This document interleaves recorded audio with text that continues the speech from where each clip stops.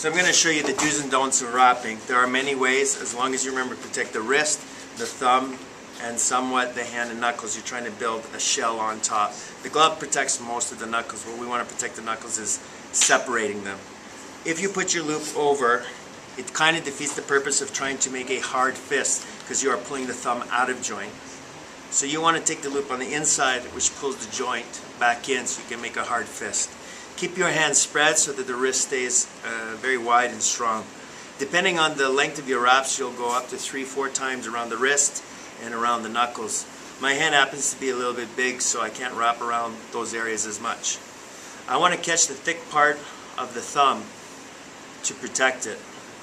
And I'm going to come back around the wrist, and I try to find the spaces so that all the skin is covered. Once I come underneath the wrist, I'm going to make a split of my knuckle. And I make a fist to make sure that it's not too tight or too loose. And I'm going to keep supporting the wrist as I separate the knuckles in case I get hard contact. And I'm going to come through the last one. And then once I've made the separation between my knuckles, I want to base those ligaments that I've created. If my wraps are long enough, I'll go several times around the knuckles. If they're not long enough, I'll come back around and make an X to drive all the force into my wrist. So I have a lot of padding, as you can see, around the wrist.